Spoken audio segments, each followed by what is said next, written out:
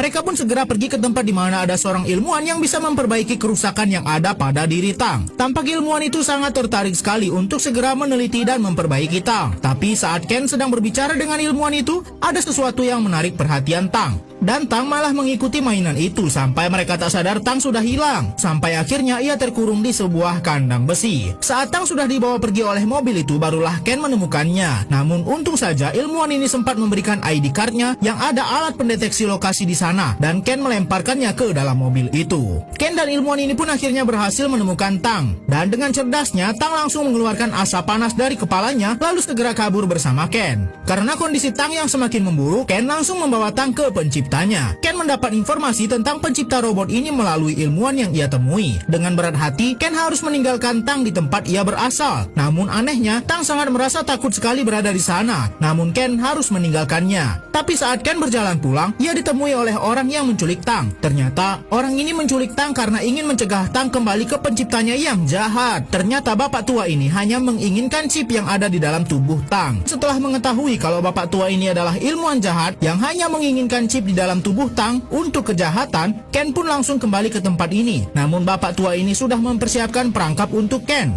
Karena Ken sangat menyayangi robotnya itu, ia tak segan-segan untuk memohon di kaki bapak tua ini. Namun untung saja robot ini masih bisa menyelamatkan Ken. Dan Ken langsung menggunakan alat ciptaan bapak tua ini untuk ia jadikan senjata untuk menghentikan bapak tua itu. Tapi saat robot ini akan mendekat ke arah Ken, ia malah tertimpa lemari besi yang sangat berat sampai robot itu konslet. Saat Ken melihat ke dalam tubuh Tang, tampak tangki sumber energinya sudah mulai rusak. Ia pun langsung menelpon ilmuwan lain yang terjebak di luar untuk menanyakan bagaimana cara memperbaiki Tang. Setelah penuh konsentrasi, Ken berhasil memperbaiki tangki energinya. Tapi ada beberapa kabel yang Ken dan ilmuwan ini tak tahu bagaimana cara memasangnya. Jika salah, maka Tang akan rusak selamanya. Mengingat semua kebaikan Tang kepada dirinya, Ken langsung meyakinkan diri kalau ia akan berhasil. Setelah memasang kembali kabel itu dan memasukkan kembali chipnya, tentu saja Ken berharap Tang akan kembali menyala. Tapi tampaknya belum terjadi apa-apa. Pria ini menangis di depan sebuah robot yang baru saja ia perbaiki karena robot kesayangannya ini kehilangan semua memorinya dan lupa dengan dirinya. Pria ini jauh lebih sayang dengan robot ini, sebab saat ia diusir istrinya dan diceraikan oleh istrinya, ia sama sekali tak menangis. Giliran robot kayak gini, ia seperti kehilangan anak. Tapi robot ini terus mencoba mengumpulkan memorinya saat ia terdampar sendirian dan tak tahu mau kemana sampai akhirnya ia bertemu dengan Ken di rumahnya. Akhirnya robot itu pun mendapatkan memorinya kembali dan Ken langsung memeluknya. Ilmuwan jahat yang hendak mengambil chip robot tadi untuk kejahatan pun langsung ditangkap. Karena jasanya, pria yang sudah pengangguran selama 5 tahun ini pun ditawari pekerjaan oleh lab android yang menciptakan robot itu. Mendengar itu, ia pun langsung